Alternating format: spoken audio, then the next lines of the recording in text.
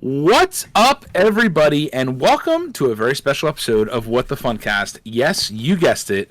It's time to spoil the Falcon and the Winter Soldier. Before we go even one step further, I'm telling you right now, we're going to spoil the show. We're likely going to spoil the Marvel movies leading up to the show. So if you have not seen either of those, one being the entirety of the Marvel Cinematic Universe, and the other one being Falcon and the Winter Soldier, the 6-part series, then enemies of the air beware. That's going to be spoiled. So, as always, we'll give you about 10 seconds here. And, if you're like driving or something, you're at a light and you can't skip the thing. Also, yes, I am here. Hello. Ahmed's here. I'm here. Paul, Ahmed, the usual. Nothing's changed. Usual so, if you're driving, punch your radio or something, turn it off, kick your speakers. All right, by now, we've given y'all more than enough time to hang up and come back to us later once you've seen the series. So it's time to spoil. Let's get into. Let's just take it from the top. Ahmed, what did you think of the show? Without getting into the gruesome details, give us a 1 to 10 rating. 7. 7. Okay. Yeah. I'd say it was probably more of like a. I came in and I'm like, I'm going to say 8 because 8 is like where I kind of feel it is. Yeah. I think it's an 8. Like without sitting here and saying, well, this can't be an 8 unless so-and-so is a 7 or so-and-so is a 9. All things considered, we're what, like 20? I don't even know how many Marvel movies there are. There's a ton of them now. Yeah. You start getting the shows in there. I'd say this is a solid 8. But I would agree and be open to the fact that it is a 7, like you're saying. I picked 7 basically because I think it's a tiny step down from WandaVision. Like I think I liked WandaVision. I was gonna ask you which one you liked better. So that's interesting that you say that. Which is shocking to me. I thought that this was a shoo-in, that I was gonna like this better, and I still enjoyed it. It was still fun, but I think I liked WandaVision a little bit better. I think it was more exciting from like week to week. This show shows me, someone who maybe didn't 100% understand, how too much action can be too much of a bad thing. Or too much action could be a bad thing, right? Yeah. Where there's a lot of action in this movie, and it was good, but at the same time, in this show. Oh, sorry, in this show, like a 6-hour movie. Yeah, really, it is, and like there were some episodes that really felt like a movie, and it was like, okay, like this feels like a clip out of a Captain America movie. Yeah. So it definitely was. Yeah, it definitely was a bigger screen thing. That was. I don't know. I feel like the whole concept of this series was originally a movie, and they were like, what if we just extended it a few hours and made it into a TV show?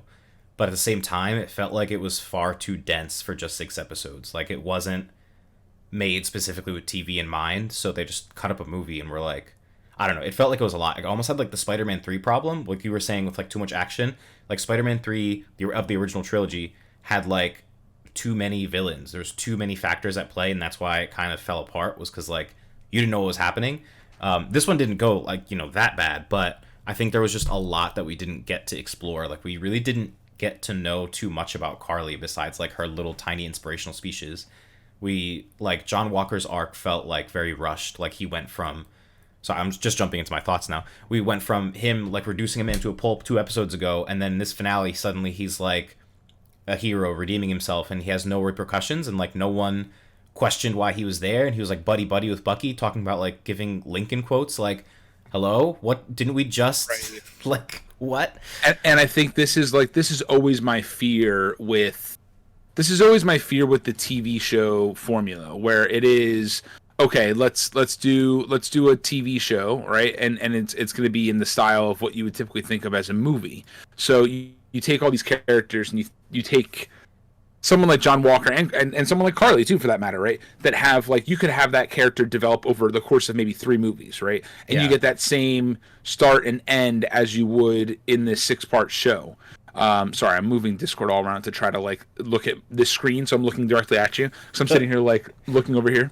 And I think that's always my biggest fear with these TV shows, is that this exact thing is going to happen, where I think Carly had one hell of a potential in the cinematic universe. Like, yes. I think she, like, being a younger girl and being a villain, but not really being a villain, being someone that you can sympathize with and be like, well, wait, no, like, I understand where she's coming from, and I want to like her. Almost, not to spoil too much, but almost with It's a some of the spoiler same. cast. Spoil all you want. No. With almost some of the same thematic elements as The Last of Us in part two, right? Yes. So where there's Yep. different characters that you're like, is this person a villain? Are they not a villain? And then you get into that whole thing where it starts to build. If you give it a chance, it starts to build up so much to the point that you're going through and completing the game or completing the show, and you're like, well, hold on, like who's the bad guy here? And do I really think that this person is a bad guy or a bad girl or a bad woman? And you start to get wrapped up in these thoughts, right? And that's kind of what happened in Civil War, right? Civil War was like, well, do I side with Captain America? Or do I side with Iron Man, right? And it's like it's not clear cut, which is like good guy, bad guy. It's not like light side, dark side, whatever. It's more complicated than that, and that's what I really loved about Sam's monologue. That was like my favorite part of the finale at the end, because it put to words what I was already feeling. I was like, they're not terrorists. And he was like, well, they're not terrorists. Have you ever stopped to think why they're even doing this in the first place and why they're fighting so hard with their lives to, do XYZ, irregardless of the point or the fact that they took the super soldier serum. But like, there's a reason that they're doing these things. And I felt like it was a very timely speech or timely thing to say in terms of everything that's happening in the world in general with, like police brutality and Black Lives Matter movement and anti-Asian hate and everything that's going on. It's like these people that are, out in the streets protesting, like people are always so quick to be like, oh, well, don't destroy things and don't set things on fire and blah, blah, blah. And it's like, have you ever stopped to think why they're doing these things? Like why there's so much rage and pent up anger? And it was very timely. And I really, really liked that monologue, even if maybe it was, I don't know. It wasn't, I guess it went on pretty long. I was going to say maybe it was too short or too condensed, but I mean, what do you No, I think it went on for a pretty long time. Yeah, it was like a good 2-3 minute speech. But it was good. Yeah, I mean, it was definitely long enough, I think. But yeah, I think it was great. I think the speech at the end, to your point, was fantastic, and it summed up like hey, if you were rooting for Sam and Bucky this whole time, like, hold on, like, and because you've got the senator who comes up and is like, oh, like this is the new Captain America as we know them, right, or as we know him, and he's automatically going to side with the senators because Captain America, right?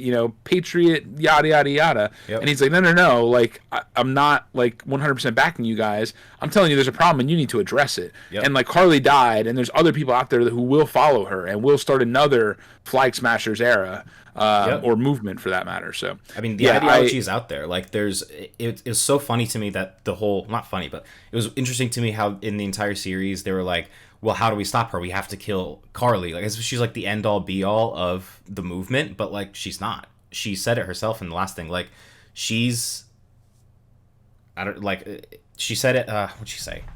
The movement is so strong that she doesn't need her. Like it can continue on without her. So she said, I don't have to be here. She's like, I could leave this. I could leave this world, and it would still go on forever. Exactly. Or it would still go on, maybe not forever. Yeah. But. So I wonder if this isn't the last time we're seeing the Flag Smashers, but at the same time, I guess they won't have the super soldier serum, so they won't be as like pertinent of a villain. Or maybe, I mean, we'll talk about this, but obviously a new Captain America movie has been announced, and my hypothesis, I guess, is that we'll still see kind of more of this theme of like the GRC and what happens with that, and do the senators actually take action, and what happens with Sharon, and a lot of fun stuff. So, Ahmed, the game is still showing It Takes Two. Carlos mentioned. Okay, that's not my fault. Streamlabs literally said, I made it say podcast. While you're changing that, so on the topic of John Walker, right? I mean, talk about I think that maybe if they extended this out to maybe 10 episodes, maybe it would give them more time to develop some of these characters, especially Carly, especially John Walker, because you've got John Walker too, who, your point, right? They introduce him. The internet's like ablaze. Like, that's not my Captain America. We hate him. His chin is all these different things, right?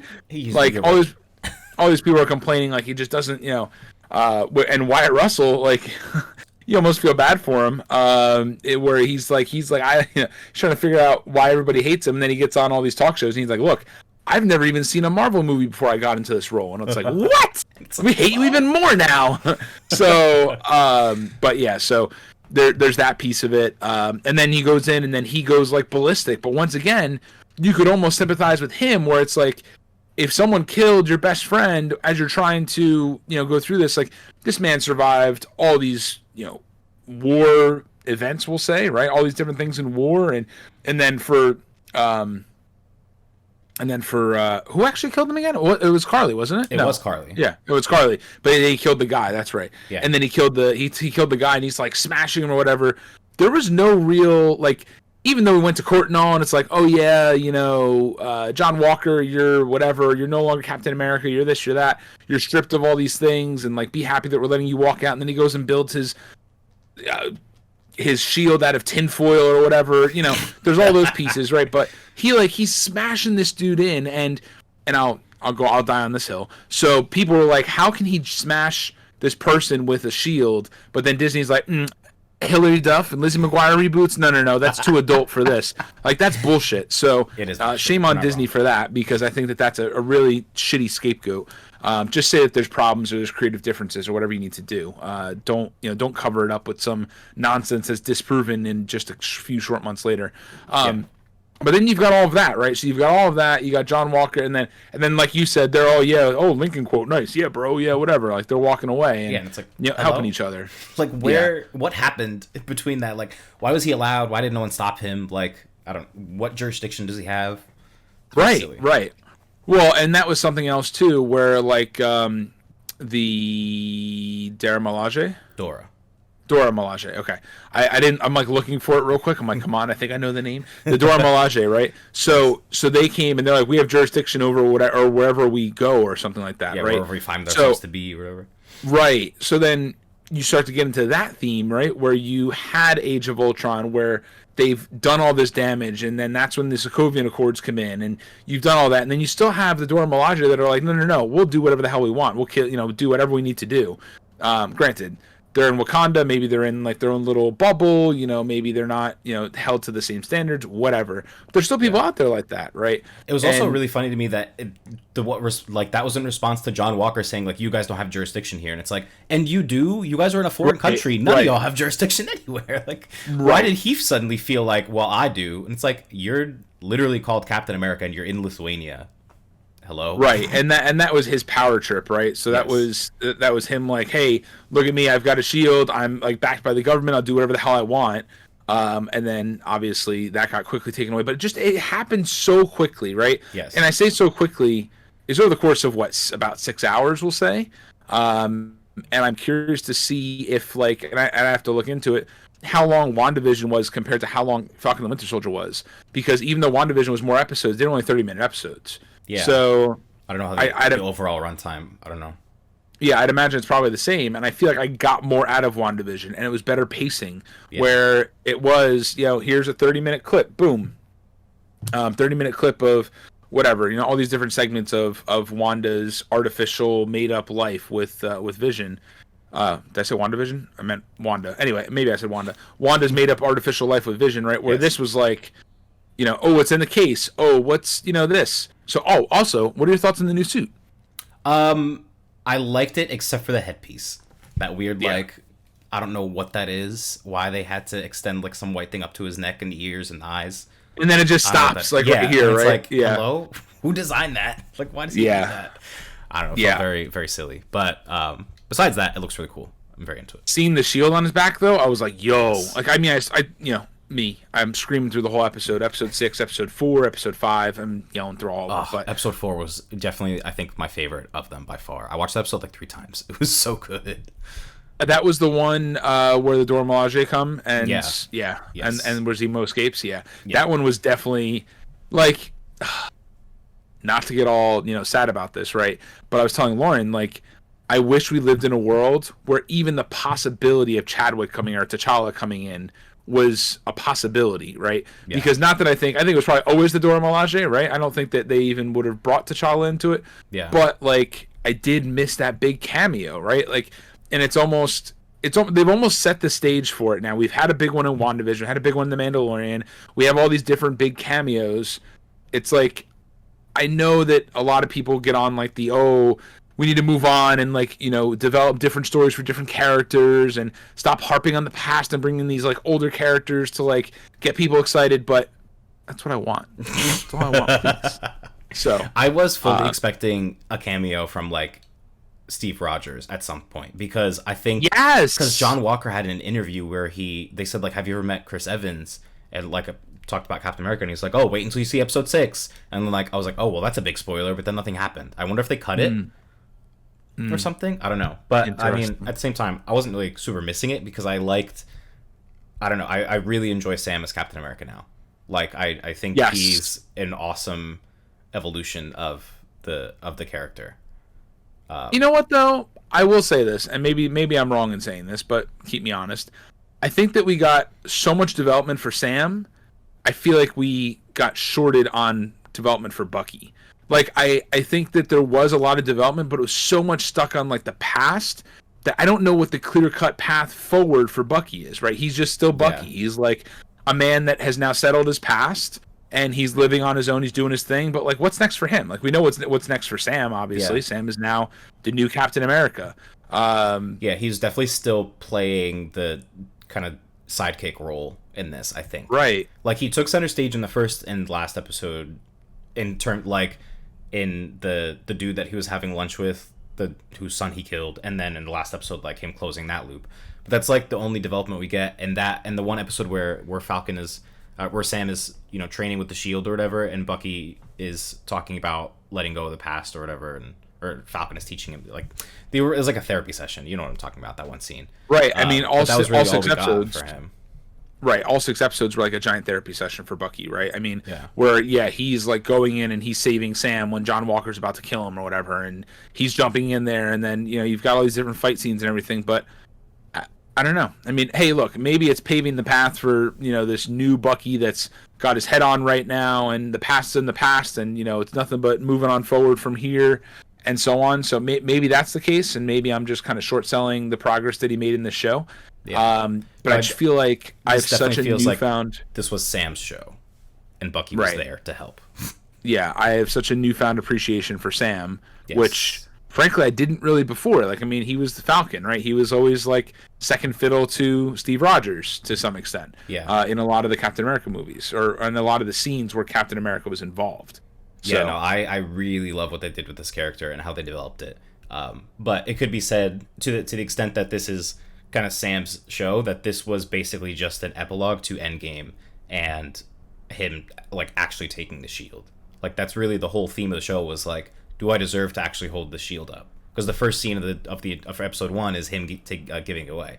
So this kind of just fills in the gap of like him actually taking over, as opposed to them, after Endgame making Captain America 4 and suddenly he's Cap, and it's like, well, what happened between that? Like, how did he reconcile actually becoming Cap? Right. All that fun but stuff. you could say all these shows are like the epilogue to Endgame, right? Because WandaVision was Wanda coping with everything that happened. Yep. Now that the threat is gone. So yes. And we'll see what Loki does. I don't know if Loki's gonna, because obviously Loki's fate was sealed in Infinity War, so who knows what'll happen in the Loki series. Not anymore, right? Because in the events in Endgame, they essentially brought him back. I mean, they have. Yeah, I'm pretty sure he's dead. No, I mean you have the Loki from the past now. That's what the whole show goes on. Loki from the past? Yeah, when they go back to the Avengers 1 New York. They didn't bring Loki back, did they? Loki disappears with the Tesseract.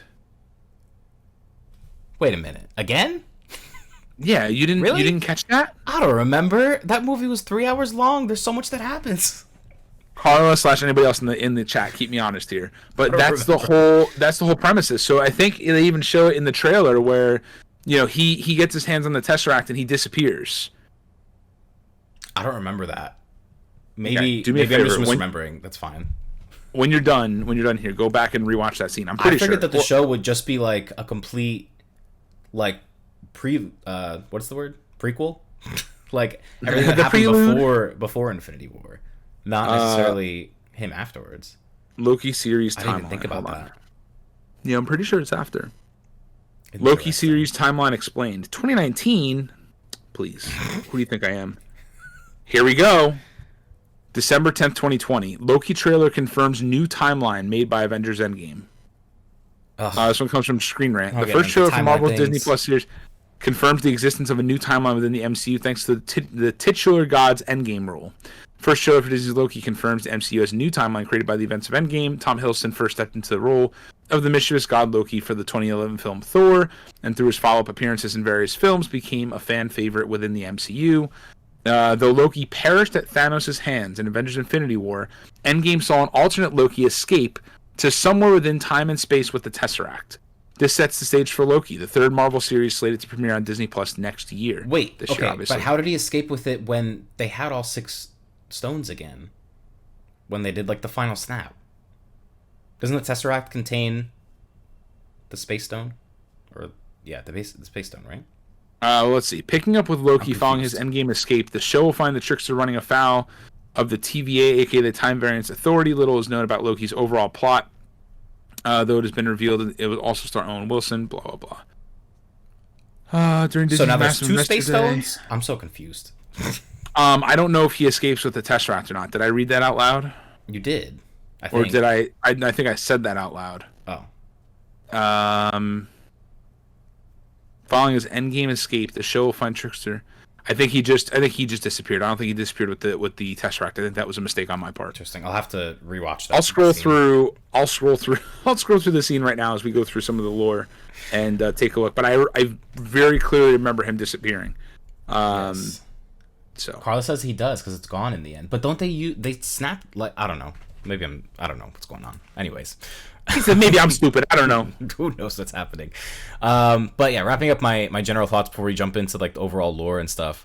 I thought the character development was excellent. I really loved episode 5 where we got to, like, just get to know more of Sam and Bucky, and they had the whole therapy session as we were talking about. Episode 4 was my favorite overall. I also loved Madripoor. I feel like we were teleported into, like, Cyberpunk 2077. Yes, that was a really fun scene. But yeah, I mean, overall, I think 7 out of 10. Just, I don't know, like, it was good. It was enjoyable, but I think I was much more excited about WandaVision. Surprisingly, shockingly to me. But also, I think it's also because we didn't expect much from WandaVision, and we got a whole hell of a lot, right? Yes. Yeah.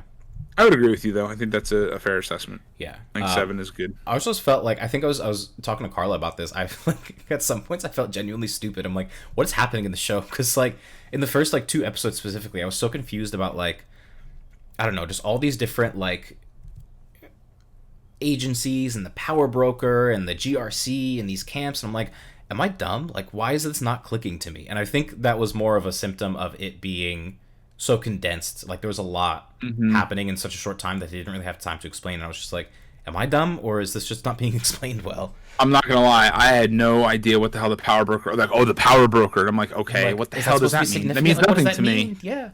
Apparently, like, I now realize that it's obviously we know it's Sharon, but I realize that, you know, a power broker is someone who basically brokers deals between buyers and sellers, like the seller being the U.S. government and the buyer being another foreign entity or whatever, and they get a cut off the profits, and, you know, they basically distribute power amongst the world, which is a really cool thing that's going to happen for Sharon and later MCU projects, I think. But we'll talk about that. It will be very cool. So, all right, I'm watching the scene right now as we speak. Tony Stark is on the ground. That's America's ass. Oh wait, no, Tony Stark's on. Tony Stark. All right, so Ant-Man jumps and kicks the Tesseract suitcase, and then present day Tony Stark grabs it. And then there's the Hulk, and then the Tesseract flies out of the case. Loki kicks it, and then what happens? Come on. Wow, pacing issues, I'm telling you. No, come on. Nothing happened in 10 seconds, pacing issues. Oh, anyways, so yeah, I have no idea now, because Loki literally grabbed the Tesseract and disappeared. So I have no idea where the new Tesseract comes from. Yeah, Endgame bothered me specifically in the fact that I don't like time travel in movies, because it's never right. So I think it's always too confusing. We're gonna get in a timeline now in the Marvel Cinematic Universe, I think, where things are just not going to make sense, where it's going to be, like, we've talked about the rumors behind, my brain goes into the Spider-Verse, Spider-Man 3, right, and dealing with this whole multiverse idea. And I think it's only going to get weirder now with, you've got time travel, and then you've got alternate dimensions, and you've got different timelines, and you've got characters that are never really dead. And I think one of the comments in one of the interviews we talked about was the director of Spider-Man 3 pretty much said, no one dies in this universe. And it's like, okay. Yep. When he got, what's his face? A cameo character. I won't spoil it in case no one wants to be spoiled, because the man spoiled the whole fucking movie. But right, and I agree 100% with Carla. Back to the Future. Back to the Future, I think she means, has the easiest time traveling. You go in the past and change the future, and it's just like that. Yeah, and it's just a linear timeline as opposed to like branching multiverses and whatnot. They confuse the hell out of you so that they have the potential to bring back all these different characters, and it's like, no, you create another timeline. So now you got like 45 different timelines if you continue screwing up with the time. So anyway, yes. All right, let's jump into the lore. I think we both agree a 7 out of 10 is appropriate. I'd say that in terms of the hype levels, I'd say an 8. But you're right. I think with everything, all things considered, it's probably a 7. I'd say like 7.5. How about that? A nice middle ground. So and now, where would you rank it amongst all the movies? No, I'm kidding. I'm not doing that. Please no. All right. Just like random tidbits that I found as I was like researching online. So I'll just go run through a few of these, and Paul, you can take whatever ones you want. But the fight between Sam and Batroc the Leaper, I guess, is what his official name is from the comics, courtesy of Chris. Echoes not only episode 1, like obviously that's the first villain that Falcon fights in episode 1 of the series, but also Captain America the Winter Soldier, the movie, which also opens up with like the first fight that modern Captain America is having, and it's also with Patrick, I don't know how to pronounce it, it's French. You said Patrick, like it's Patrick with a B. I feel like that's kind of what it is. Patrick Barr living under that rock. Yeah, go ahead. Sorry. Patrick Barr. Anyways, but the fight that they had on the ship, it was interesting to me that, like, you know, Falcon's finally taken the role as Captain America, and his first fight as that character is also with the same opponent. So that was fun.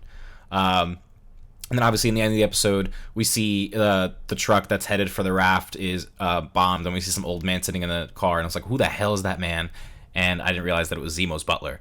But Zemo's butler apparently bombed the truck, which it's funny because then immediately it cuts to a scene of Zemo sitting in the prison watching TV. And I'm like, how are you going to have a television in the maximum security prison called the Raft, where you're not supposed to have any contact with the outside world, and yet you were able to contact your butler and also get a TV to watch the coverage of the bombing? Like, whatever. Yeah, I think that, it's fine. Yeah, it's not going to make sense, but I think it just shows that Zemo still has power, even in a maximum security prison. I think is all that's trying to show. Or he's got contacts that'll get him out of the prison. One of the two. Yeah.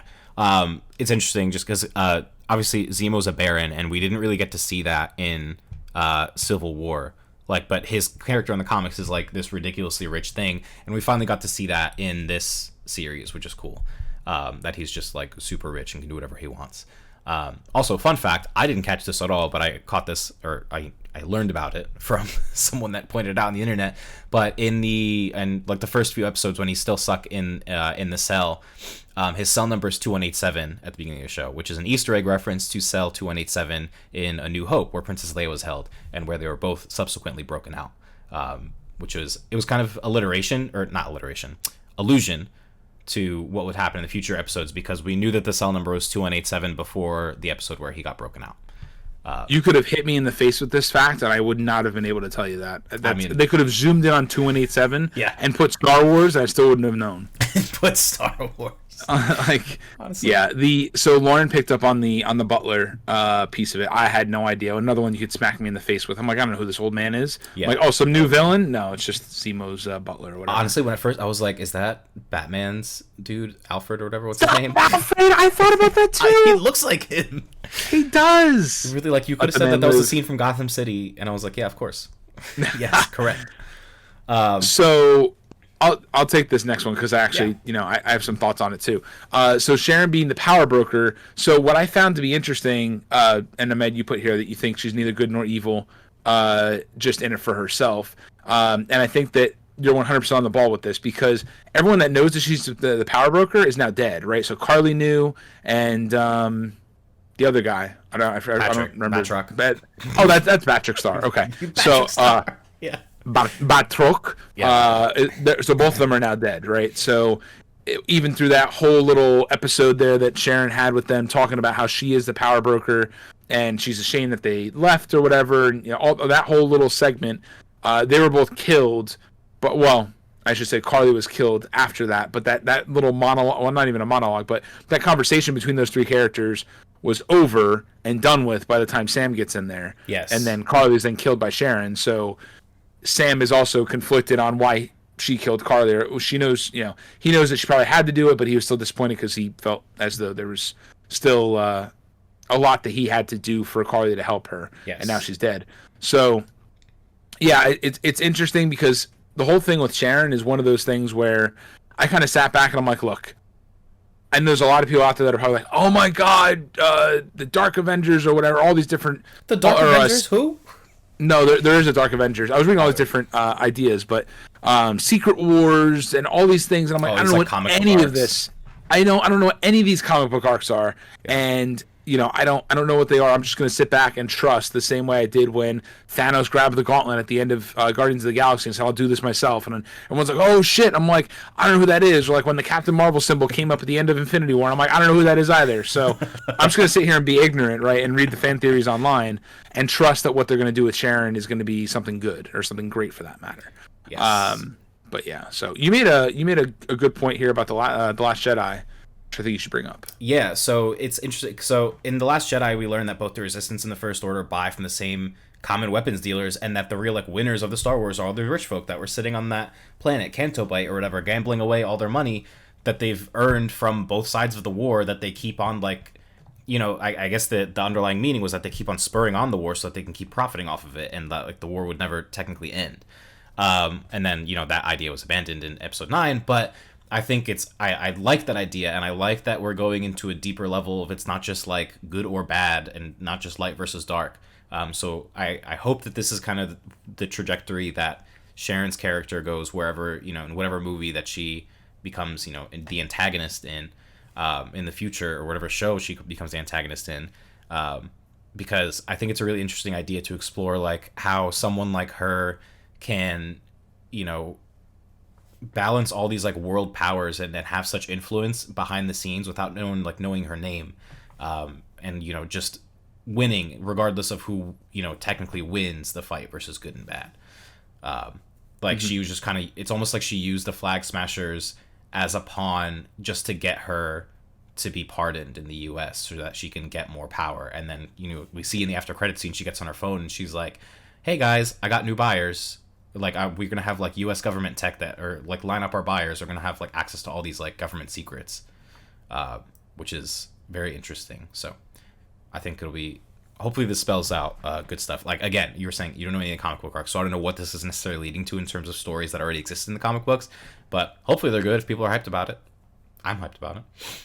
It's funny, and this is gonna probably come out the wrong way, but when that whole piece, that end credit scene happened, what went through my head is how many times do these people screw up and let these people in, and then there's a new villain, and it's not that I'm remotely tired of Marvel content, right? Yeah. But it's how many you think to yourself if, and this is putting a real world or a more realistic spin on something that's obviously fantasy and comics and action adventure, stuff from comic books, but it's how many times do you let these people in that are I don't know. You're just oh, you're pardoned. Your family has a rich history of doing so much good for the country. Just pardon them. Well, I mean, what it is it draws parallels to our government, right? And everything going on in our world, where it's oh, you're a great person. It's okay. And it's no, you're one of the most corrupt people in history or whatever. Yep. Not even naming names, just people in general, right? It happens all the time. So, yep.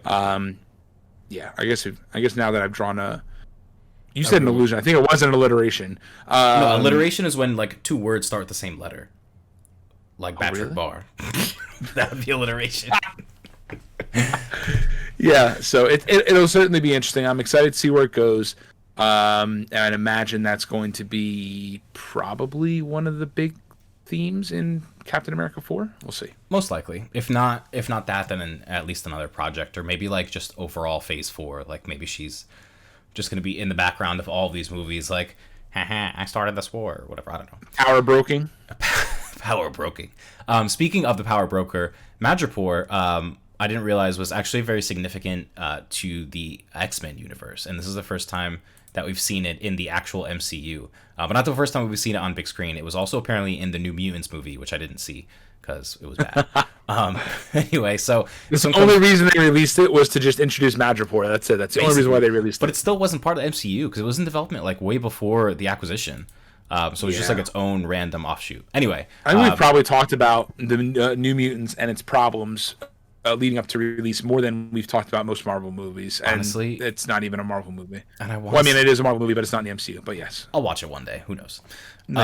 This one comes from Vulture. Madripoor has been a location in the Marvel Universe for years, first appearing in the New Mutants way back in 1985, but it was more closely associated with the X universe than the Avengers. Oh, maybe it didn't even appear in the movie. Maybe it was just called in the New Mutants like comic book arc. Never mind. It's located just south of Singapore and is more of a small island nation in the books than a bustling metropolis in the show, although it does have the high town and a low town in the source too. Interesting trivia. Captain America once teamed up with Wolverine there in World War II, marking the first time chronologically that they ever met. It's very interesting stuff. So it's now part of the MCU canon. So who knows what will happen with that. So that's further proof you're never going to watch the New Mutants. Just don't even lie to the people. I mean, I was always interested because it was like, ooh, superheroes and horror? I love that. And then apparently it was not good. So who's to say? Do you want to take this next one or should I? Yeah, I mean, give me some background as I read through it. But yeah, so who is Val? So this was like the biggest, probably one of the big, like, I thought it was going to be a cameo of some sort. But anyway, this person comes up to John Walker, I think the episode that he's like stripped away of everything. So that's what, episode 5? 5, yeah. Yeah, because 4 was the big one where he smashed in the person, and then 5 was the events afterwards. So, yes. And this person comes up to John Walker as he's sitting there, you know, freshly stripped of all of his Captain America rights or titles, whatever you want to call it. And she's like, oh, yeah, you know, what I heard what happened. And then she alludes to the fact that she knows pretty much everything about what's been going on in his life. And he doesn't have the shield anymore. And then all these other things. And he's like he was all startled. And she's like, you'll be hearing from me or whatever. And then the show obviously ends with Val giving him a new suit. Calling him the U.S. agent, which we'll get into that in a minute here. But there's a Vulture article that I had linked here, and it goes into who is Val, saying she's the Contessa Valentina Allegra de Fontaine, or just Val. Most ridiculous name on the planet. It really is, and she says it in the show. She's like, but just call me Val. A character who first appeared way back in 1967 in an issue of Strange Tales, which, once again, no idea what that is. She became a recurring player in the world of Captain America and started her life as an agent of S.H.I.E.L.D., even becoming Nick Fury's lover. Who else can't wait for that reunion down the MCU timeline? Get this, she drove a wall between Cap and Fury by flirting with Mr. America, and then later the same thing happened when Cap dated Sharon Carter. She's trouble. Here's where it gets interesting. In an issue of Secret Warriors in 2009, Val secretly joined Hydra and was revealed to have been a Russian sleeper agent her entire time in S.H.I.E.L.D. It feels like that is the Contessa who has been introduced to the MCU. Your cursor flashed up and then your name flashed up and it blocked my words. Sorry. So thanks for screwing me up, making me look like a fool.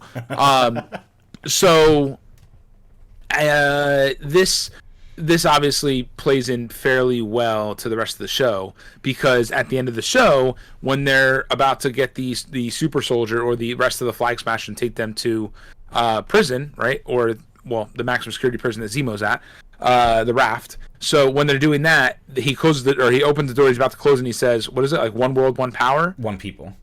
Or one people.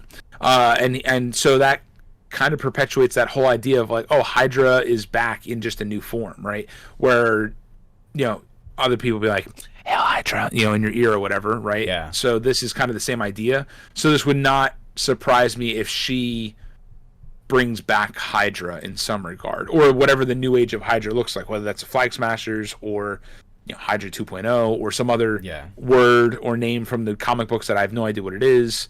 Because like Hydra, like Shield isn't really necessarily a thing anymore, but we got to see like Sword, which almost seems like an evolution, and it's like Pokemon. You got Shield and Sword, but now we have like Hydra and Flag Smashers. But I don't think necessarily Hydra would be comparable to the Flag Smashers. I feel like the Flag Smashers had a much more noble goal, whereas Hydra is just kind of straight corruption.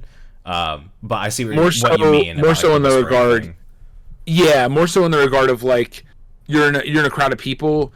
it's a crowd of Hydra supporters or a crowd of Flag Smasher supporters, right? Yes, Where you've got, it's just like you don't know where they are, right? Where even, was Hydra? No, I think I'm mixing up Iron Man 3. Oh, I can't. Don't ask me anything about Iron Man 2 and 3. I don't remember a shit about those movies. I never do. It's funny. We just watched Iron Man 1. So Lauren was like, I forgot all about Iron Man 1. Like, let's put it on. We had it on. And, like, it all came back to me as I was watching. I forgot Jeff Bridges was even in that movie.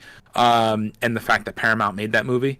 But who's the... Wait, Paramount made that movie? Yeah, Paramount is in the opening. Yeah, because that was before... That was, like, before there was an MCU kind of thing. Right. Okay. So I Carla, she remembers things. So there was the person that like turns to fire or whatever. They weren't Hydra, right? Like the person that like melted or whatever. They would like, I forget what it was.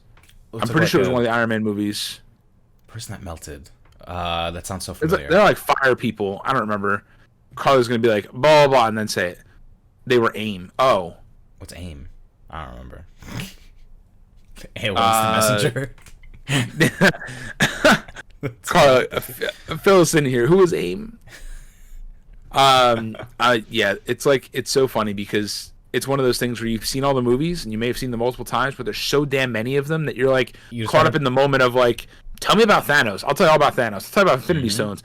Couldn't tell you shit about Hydra really anymore because Hydra's so far back. Yeah. But yeah, there's just some movies that I'm like, I watch them and I like, the image is on my eyes, but I like am not processing it. It's like it just bounces off my retinas and I'm like I'm not absorbing it. I don't know. And that's one of those like that I've seen the Hulk multiple times now, Iron Man 2 and 3 multiple times, Thor Dark World, and like I just they're unmemorable. I don't know why to me. Like I remember like AIM was what Guy Pearce's character was in charge of. Okay. I vaguely remember this. Either way, it wasn't Hydra. That's the moral of the story. But yes, so it wasn't Hydra. It was AIM. Thank you, Carla. But yeah, no, I agree with you 100%. Like I could not even tell you one thing from the Incredible Hulk outside of that, like the villain, like that big Hulk-looking thing. Like that's all I remember. Edward Norton was there. That's all I remember. And he was like, it was like a soda factory. That's all I remember. Hydra. Yeah, Carla saying she doesn't remember Hydra and Iron Man 3. So I think that was just the whole idea of the what's the. Oh my gosh! I had it on my tongue. Not the Mandalorian. The Mandarin. The Mandarin being the villain, and talking about bringing the Mandarin back in Shang-Chi. Yes. So yeah, very interesting stuff. So I'll tell you what. What I also forgot, Iron Man 1, Rhodey was played by Terrence Howard instead of Don Cheadle. Yeah. I was gonna say Don Cheadle because I'm so used to it. That's where my brain went too. Because I'm Don Cheadle again on this card, chewing on grass. So. Oh no. Anyway, all right. But so all right, let's keep going. Yes. So, Mr. John Walker, we obviously discussed this in the beginning of the episode a bunch, and how it didn't seem like his arc was given the right time, and like, is he forgiven now? What goes on with that? Blah blah blah. So, I want to start, I guess, with this quote from Collider here. Which kind of sums up my thoughts pretty well, and says the most generous reading of Walker's arc is that it's too easy on purpose, a commentary on who America lets off the hook. While Sam Wilson, a proven hero, is still wrestling with wearing a costume that was specifically given to him, John Walker, who again beheaded a man very recently, is gleefully accepting his new costume and title, U.S. Agent, without question. Because of course, look at that man's jawline.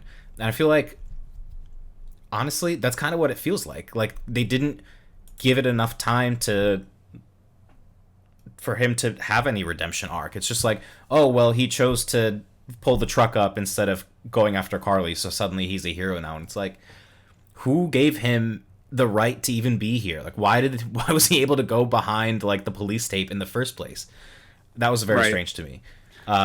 It would have felt better if they introduced him, right? And then in like if they introduced him in a movie and he was this guy that was kind of pushed to the side and was like, you know, and they like kind of, you know, I don't know, Bucky and Sam kind of pushed him to the side and beat him up and like, get out of here, like you're fake Captain America, whatever. Push him to the side, and then he goes away for the entirety of the series. And then in a future movie, he comes back like, hey, like, I'm still not okay with like all of this. And then you start the super serum thing where he takes super serum. Now he's like a lot more badass and he's an actual threat as opposed to before. Yeah. I think that they just did him I do think they did him a disservice because I think he may end up being a good villain, or he may end up being a villain period. I'm assuming he's going to be.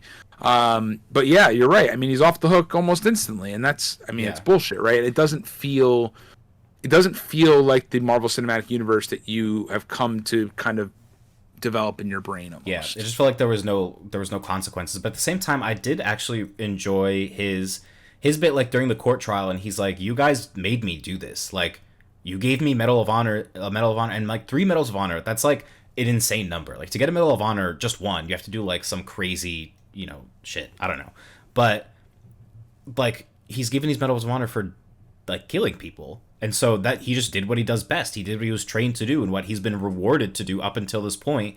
And suddenly he kills a person, but it's on camera now. Oh, that's bad. That's a bad look. But like you can kill people off camera and you'll get these Medals of Honor. So like, well, right, negative publicity for them. Yeah, I see where he's coming from, and he's like, you guys made me do this, and why he's so frustrated. And I almost like want to sympathize with him to an extent. But like, you can't be absolved. Like you can make your own decisions. I don't know, but.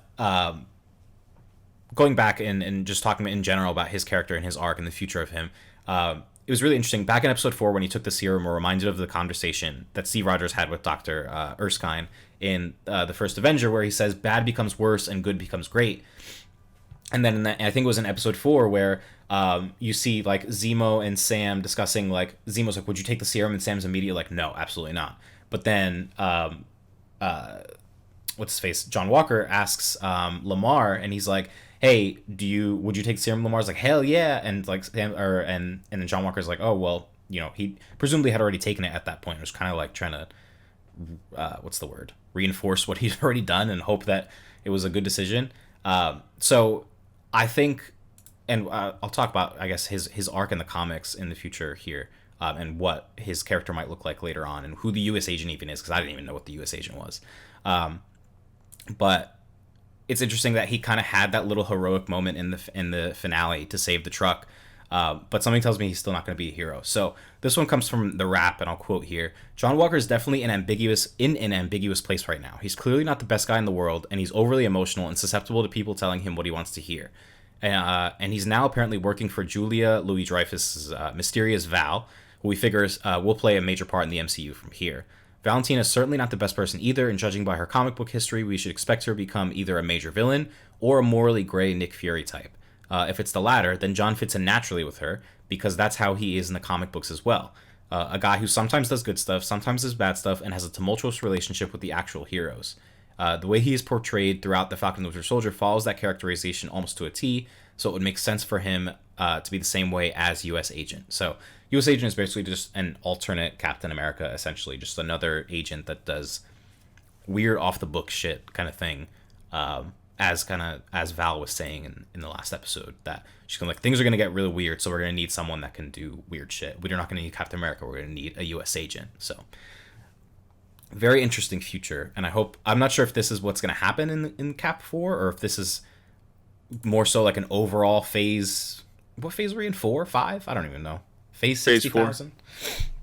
Overall phase 4 thing, or what have you. But I suppose we'll see. Yeah, so it's interesting. It'll like, the part that gets me every time is that we have all these different characters who, because they're not one of the Avengers that we know and love, it's like, oh, you kind of like put your guard up. You're like, I don't know who this character is. Like, I'm not going to invest much time until I'm given reason to believe that they're going to be more involved in the future. And like, Val is one of those characters. John Walker is one of those characters, or became one of those characters over the course of the 6 episodes. So this is a great segue into the next piece here, in regards to Eli Bradley, the grandson of Isaiah, right? So this one comes from Vulture. Eli Bradley, the grandson of Isaiah, who would also become known as Patriot in the Marvel world and even become a member of the Young Avengers, a book that has been rumored to be in the Disney Plus pipeline. We have definitely not seen the last of him. So that's interesting because,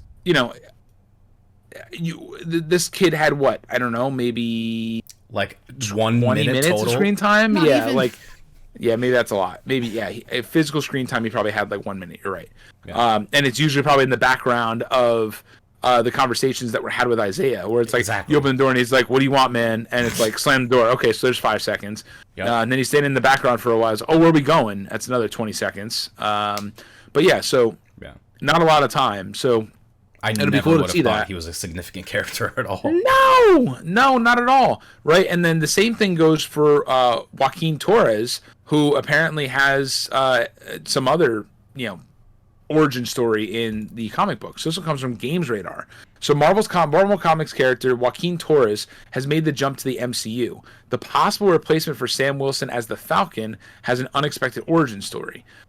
So let's see. I just pulled this That's one. right, because in the first episode he was like kind of helping with like Red Wing and the wings and everything. He was kind of like almost. It seemed like he was going to be like Sam's apprentice. But then we didn't really get to see too much more of him throughout the rest of the series. But I didn't realize that he was a big character either. I just thought he was such a random person. So he became a regular character in the comics. I'm just paraphrasing at this point from Games Radar, just scrolling through. He became a regular character, adventuring alongside Sam even after the return of Steve Rogers, which I don't know how that's going to fit into any of this here, because once again, like I'm sitting here reading this, I'm like, oh great, I just spoiled something. Who knows what's going to happen between the comics and the movies, because they've not followed everything. I think the finale of the show kind of cements that Steve Rogers isn't going to come back. Like at least not for the foreseeable future. Yeah. Had given Sam his shield and mantle when he lost the youth. Blah blah blah.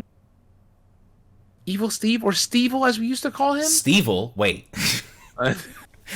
Turns into like Torres Soldier 76. Let's see. When Steve was repowered and de-aged in the story, thanks to the there's so much stuff here. I don't know where to even begin. Torres joined the other young heroes of the Champions, Marvel's current top teen team, as part of the underground resistance to Hydra. Anyway, he becomes a superhero. Oh, here we go. Joaquin Torres in the MCU. It's pretty unlikely that Marvel Studios would go to the well of copying Heroes Reborn 2021. For one thing, it's not a canon story, but a fun twist on expected concepts. More of a comic book oddity for longtime fans. Could point directly to one of the likely long-tailed developments of Falcon the Winter Soldier. We now know that Sam has taken the mantle of Captain America, complete with a new Wakandian-created costume that is near identical replica of Sam's comic book Captain America suit with new built-in Falcon wings. That leaves the original Falcon wing harness ready for Joaquin Torres to slip on to become Sam's protege. Similar in the comic books, bring the MCU legacy of Captain America and the Falcon to its next logical step. While it's not overtly signaling it, the signs are there. Sam and Joaquin's first face-to-face interactions occurred while Sam was repairing his wings, and in episode 5, Sam abandons the wings broken in a fight with John Walker and leaves the harness to Joaquin, telling him to keep it, which that did happen, right? So that did happen indeed. Joaquin did enjoy the final fight with Sam and Bucky and John, and there were no Easter eggs in episode 6, but he was seen in the finale, and it still stands to reason that he has an MCU future, as the Falcon. And of course, it's always unlikely that the MCU version of Joaquin Torres would become a kind of genetic Falcon-human hybrid, but thanks to the nature of the Falcon in the MCU, he won't need to. All he needs is the guidance of the man, Sam Wilson himself, the training and the tech to do the job. He might now have 2 of the 3 already. So, interesting. Hopefully I didn't spoil anything that people would find offensive to that. But I don't know. You know how I am about spoilers. I'm super sensitive, so I try to be respectful of other people acting crazy like me. But yeah, so that's interesting. Very interesting. Because another character, we saw him for what, 15 seconds maybe? He was maybe like 10 minutes. He had that one scene in the beginning, and then he was like with the Flag Smashers that one time. And I think this was all episode 1. And then he appeared like minorly in episode 5 or 4. Yeah. And then that was it. And then he's watching the TV at the end of episode 6. Yeah. So, no, I think this was an introduction to a lot of characters. I mean, same with WandaVision. WandaVision also introduced a bunch of characters. Like, I don't think that's... well, it might be the last we're seeing of, like, Agatha, but we also met, Maria? Or Monica? I was confused which one. Monica Rambeau. Monica, yes. Like, we met Monica's character, and I forgot who else. I feel like there was someone else. Oh, like, the kids... Wanda's kids. I don't know. Tommy and Billy. Tommy. Billy and Tommy. Yeah, my head always goes to Tommy and Timmy, the Nook brothers. Anyways, just ignore me.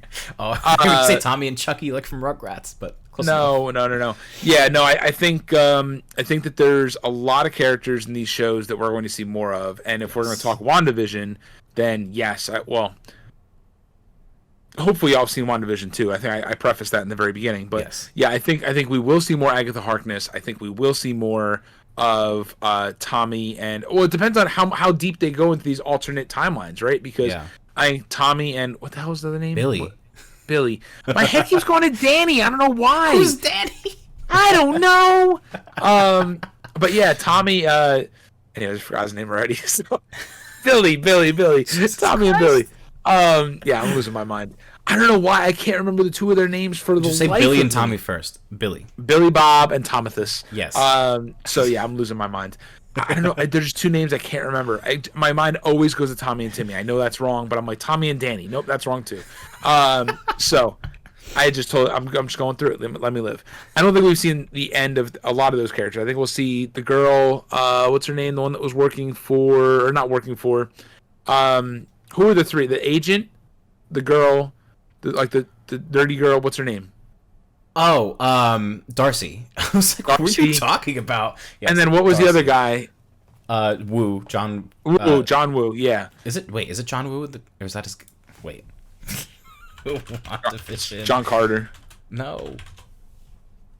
I Yeah, think Carter's sorry, gonna beat Jimmy you to Woo. it. Jimmy Woo. Jimmy Woo. I was Jimmy like, Woo. John Woo? No, Jimmy. John Wick. Wait, no. Jimmy Woo is his real name. Randall Park John is his Woo? real name. Jimmy Woo is the name Oh. in the show. Wait, what are you talking about? All right, Jimmy Woo. I think that we'll see more of all those characters, right? Jimmy Woo, Darcy. I think we may even see Carla. the Oh, you're in the comments being like, oh wait, she was confused too. Good. That's right. Tommy and Timmy are their names. I think we'll see more. I think we'll see more of all of them, and then there's still White Vision that blasted into the next dimension. Oh Who yeah, knows where he's at? Yeah, we're definitely gonna see White Vision again too.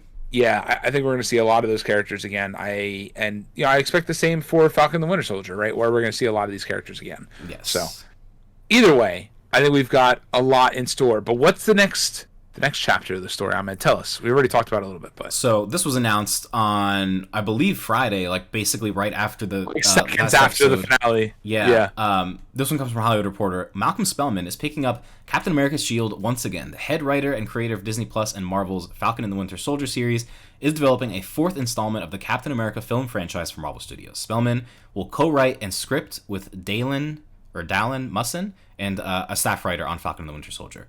So that's super exciting. So Falcon is Captain America now is officially getting his own movie, which is super exciting. And we hope that it picks up on a lot of these kind of loose threads or loose ends that have been introduced in the show, or maybe it'll go somewhere completely different, and these loose threads will be picked up in other series or other movies in the future. Like we said, we have no idea. I think the Marvel universe is very unpredictable in that way, and purposefully so, because they know that a lot of people have read the comic books and know all these stories, and they want to keep it surprising and fresh for everybody. And obviously, like, adjust the stories to make them more timely. Like, for example, Carly Morgenthau in the comics was Carl Morgenthau. So that was like a big change for that character and things like that. So very excited. The way you said this person's name is Dallin Musson, when his name is probably like, I'm assuming it's a he, is Dallin Musson. Stop! I don't know. I'm gonna look him up. I have no idea who this person is. Writer. I have no idea who this person is. The more like if there's four pillars of what the fun cast, one of them would be Ahmed's inability to speak French or pronounce anything French. I don't know if this man is French. He doesn't. I am totally kidding. I was just I was just joking about all these other people that you try to pronounce their names. To his LinkedIn profile, he is from Los Angeles, or based in Los Angeles, California. I don't know where he's from. Dallin Musson. Ha ha ha. It's probably like Swedish. Anyways, I googled it. Not LinkedIn. I googled him and LinkedIn came up. Anyways, now he's gonna see that I looked at his LinkedIn profile, so that's good. Not LinkedIn. Not LinkedIn. All right, I think that about wraps up our thoughts for this spoiler cast. This might be one of our longest yet. I don't think we've ever hit an hour. It really is. But it really is. There's a lot to talk about. I think the best thing that came out of this whole episode though was Patrick Barr. True. Hope everyone listening is probably like, who the hell? Why do they keep saying that? You guys are so weird. Unfollowing this weird ass podcast. Oh Anyways, my god. That's his official name. All right. Thank you all for watching if you watched live. Thank you for listening if you're listening to the podcast. Thank you for watching if you watching on YouTube. I guess we can download this episode and put it up on YouTube as well. But yeah. Thank you, everyone. And we will catch y'all later. In just 2 short days on Tuesday. Just 2 short days. I might stream later tonight. Who knows? Lord knows I'm not watching the Oscars. I've never seen a movie in my life. But this is the first year I think I have like no desire to watch the Oscars because I too have not seen a single movie. So. I don't know any of the music. I don't know any of the movies. Nothing is gonna. It's just gonna all go over my head. I'd rather watch a movie instead of watching the Oscars. Maybe I'll actually watch one of the nominees, and we'll see if it wins. Perhaps. All right, this is Paul and Ahmed signing off. Peace.